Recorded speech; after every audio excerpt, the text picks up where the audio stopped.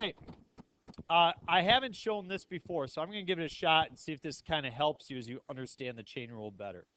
Suppose I have f of x is equal to the square root of x, and suppose I have g of x is equal to x plus 3. Do you remember when we did f of g of x? That meant I took g of x and I plugged it in right there, correct? And I got the square root of x plus 3. That is what we call a composition function. If a function can be written in composition, then you have to use what we call the chain rule. The chain rule is a way that we find derivatives using multiple functions. The reason why it gets the name chain rule is because of this. If you notice, we have two functions. We have f of x and we have g of x. And the fact is that f of x has a certain rate of change. What's the derivative of the square root of x? Right? We've done that plenty of times. What's the derivative of x plus 3? 1. They have different rates of change, don't they? It's kind of like a system of pulleys where this pulley has one rate of change and this pulley has another rate of change. And you have a belt or a chain that wraps around them, and it allows them to operate differently. And so, you know, that's why it's called the chain rule. I'm going to show you one more to see if you can kind of get this. I have 2x plus 3 raised to the 10th power. Can anybody tell me what f of x or g of x would be if I were to write that as a composition function? Good. F of x is 2x plus 3, so g of x would be x to the 10th. If you take this and plug this in here, you get that. Right? We'll do another one. Suppose I have the sine of 2x minus 1. Can somebody tell me what f of x or g of x could be? 2x minus 1, g of x would be sine of x. You take this and you plug it into there and you get that. See it? Try one more.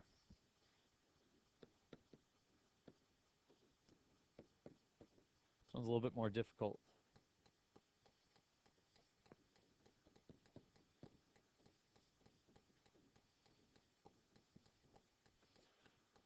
I think it's always easiest to start on the inside. If you were to plug something in for x, what's the first operation you would do to it? By? So that's my first function. After you multiply it by 3, what would you do? Take sine. And after that, what would you do? So this is actually f of g of h of x. This is multiple compositions. We are going to look at basic chain rule problems today, and then we are going to look at more challenging chain rule problems tomorrow. Today, everybody will get. And if you can't get today, it's going to be disaster the rest of the way. Tomorrow is going to be very difficult and something you've got to work through. Without a doubt, over the course of next week, you must make this class a priority, and you must make checking your answers on the worksheets a priority. If you don't, it's not going to be good. Everybody got my point? I don't care how smart you are. Okay? All right, here we go. Let's do it. So how did this worksheet become born? We're going to do the front side of it. You'll do the back side of it. I was supposed to be gone one day at a meeting because apparently I'm a very important person. And as I was gone for this very important meeting, we were supposed to cover the chain rule that day in class. Well, the fact is that I wasn't here, but I had to be able to make a video to help people out. And so in order to help people out, I drew these boxes, and it really helped people as they worked through the chain rule. I didn't realize it, but the group told me when I came back and checked in the next day. I said, did you get it? They're like, yeah, but why didn't you put the boxes on the back? And I said, well, I just figured you didn't need them anymore. They're like, oh, we draw the boxes all the time. So if you want to draw the boxes, you just go ahead and do that, okay? I still set up the chain rule with the boxes for people really just about the whole first semester. And then finally, I kind of move away from it. So here's the rule, and here's what we have. Given the composition function f of u of x, we want to find the derivative of f of u of x. Okay? Looks like I missed a parenthesis again. But here's what the derivative is. Okay? This is super important that you follow this piece.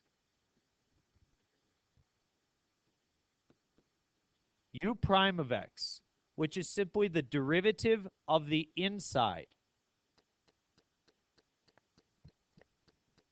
times f prime, which is the derivative of the outside, but I leave the inside alone.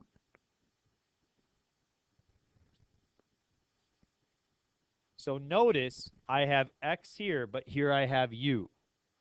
Now, how does that work and what does that look like? Because I know that, and you're going to hear me say it all the time. Chain rule, derivative of the inside times the derivative of the outside with the inside left alone. I will go back to that time and time again. That's something you're going to have to become comfortable with. It won't happen right now, but over time it will. It says find the derivative of the following composition functions. I first set up f of u and u of x. U of x is the inside function. F of u is the outside function. What's the inside function? 2x plus 3. I think it is easiest to start by identifying the inside function in many of these situations. What is the outside function? Now, this is where we're just going to do a small change. Okay? We are going to write it as u to the fourth. U is the variable for substitution, and that's going to be important when you see this next step. What I now do is I take the derivative of 2x plus 3. That would be u prime of x. What is the derivative of 2x plus 3? It is 2. And I take the derivative of u to the fourth, and I get 4u to the third. So if you look, it says you take u prime of x times f prime of u. Do you see that? So my answer is 4u to the third times 2, which is 8u to the third. Now this is bothering you because I currently have u there, right? What do you think we put in the place of u? No. 2x plus 3.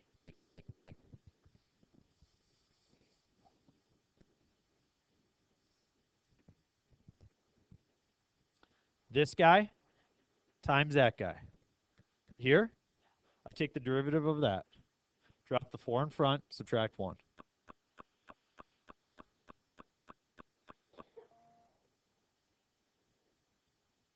I want to be clear, folks, that when people see 2x plus 3 to the fourth, they will automatically sometimes do this. Well, I drop the 4 in front, times 2x plus 3, and I'll raise that to the third power. Well, you're close. That's close to the right answer, but you didn't account for the derivative on the inside. What's the derivative on the inside? 2. So that's why it's not a 4, but it's an 8. The boxes help organize your work. And there's going to be a time where you're going to become more efficient with it. You might not write the boxes. Watch as we do it again. What's u of x? And what is f of u? U to the fifth. That is just identifying the composition that we started with in the very beginning. Now I identify the derivative of u. What's the derivative of u? Negative 2 minus 2x. And Dylan, what's the derivative of f? 5u to the fourth.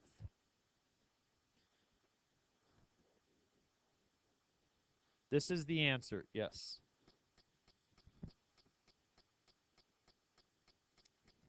So I'm going to multiply these together. I'm going to take 5u to the fourth times negative 2 minus 2x. And I will be picky on this, folks. I need to see that you've used parentheses properly and that your statement makes mathematical sense. Can I take and distribute this 5 to both the negative 2 and the negative 2x? Yes, I can. So this becomes negative 10 minus 10x times u to the fourth. Now you can see I have an x and a u. So what do I need to do now? Substitute the 1 minus 2x minus x squared in for u. So I have negative 10 minus 10x times the quantity 1 minus 2x minus x squared all to the fourth power.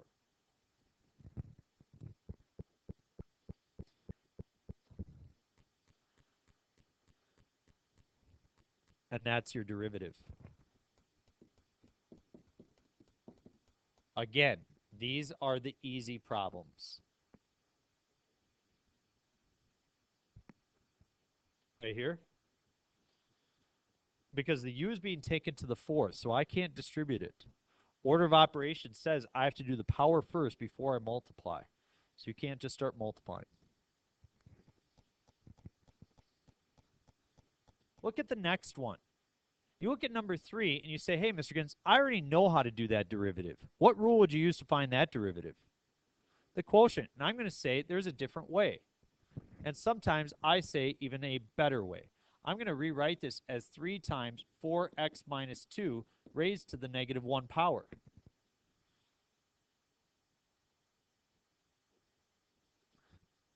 So what's u of x? 4x minus 2. What's f of u? 3u to the negative 1. What's the derivative of 4x minus 2? 4. What's the derivative of 3u to the negative 1? Or negative 3 over u squared? Now I'm going to be tricky here, okay? I'm going to take and multiply these together. 4 times the negative 3 is negative 12. And what do I plug in for u? 4x minus 2. Quantity squared.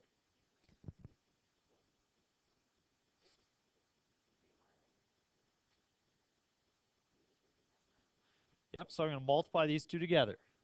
4 times negative 3, negative 12. What do I plug in for u? 4x minus 2. That's why the arrow's there, right? To remind you to plug that in for u. U goes here. Got to remember to plug u back in. How do I rewrite the next one?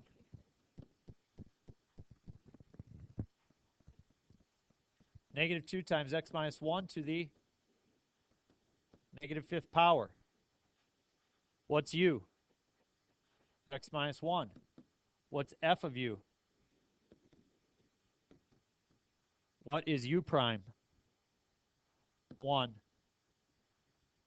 And what's f prime of u? So when I multiply these together, the 1 doesn't really have any effect on it, does it? So, but I got to remember to plug u back in. That's why my arrow's there. The box with the arrow always reminds me to plug u back in. So therefore, I have 10 over x minus 1 to the 6th power.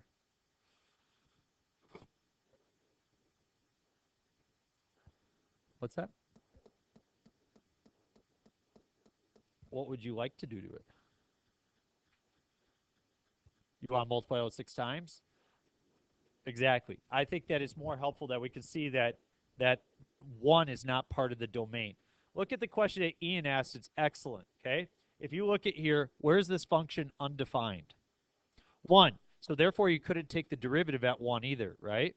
Notice the derivative. Where's the derivative undefined? 1. That will maintain consistent all the way through, okay? Ooh, wow. Okay, YouTube. One of my students just asked, why can't everything be this easy? And I'm very excited that they understand that the chain rule right now looks nice and straightforward and easy. The reason why is right now we are giving you one-step chain rule problems, and it's very, very systematic. We just tell you the rules, and you follow step-by-step procedure.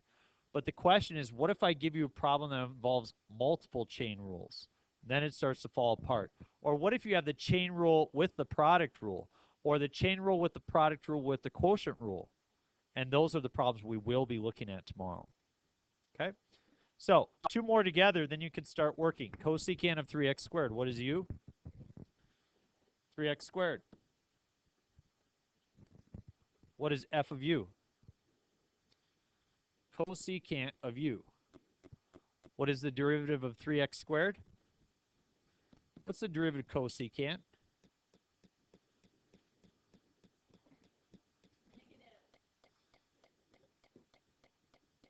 Negative cosecant of u, cotangent of u. Now you know why we did the checkpoint we did today, so you could start remembering your derivatives, which you need to remember for the test.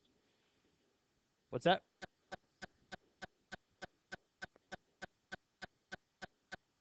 It should be cotangent. Okay. All right, so what's different about this?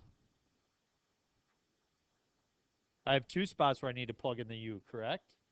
If I multiply these together, I get a negative 6x times the cosecant of 3x squared times the cotangent of 3x squared.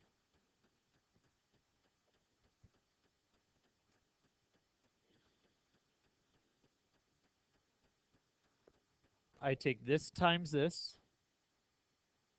So a negative 6x cosecant of u, cotangent of u. And I just plug the 3x squareds in for the u.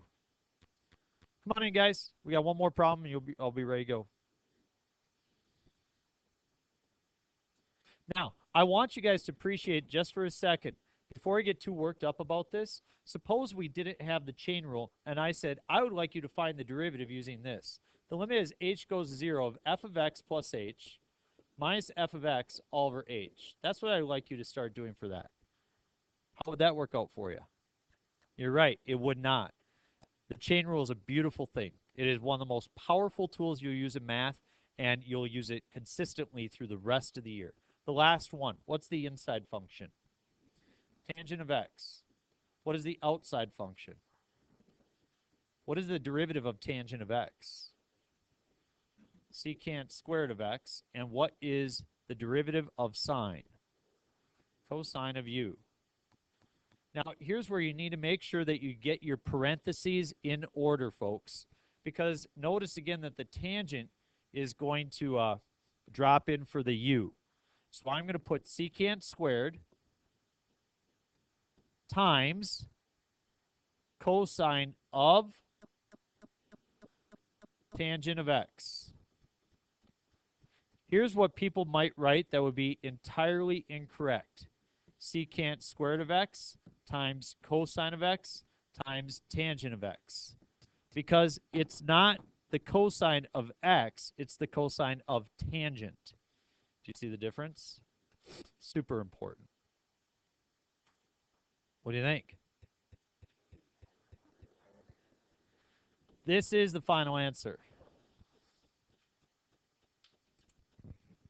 You can do it because you are super smart. And if you flip it over to the back side, if you want to draw the boxes each time, people do it. 1 minus x, u to the 9th, go to work. Okay? All right. Oh, trust me, tomorrow will be painful. So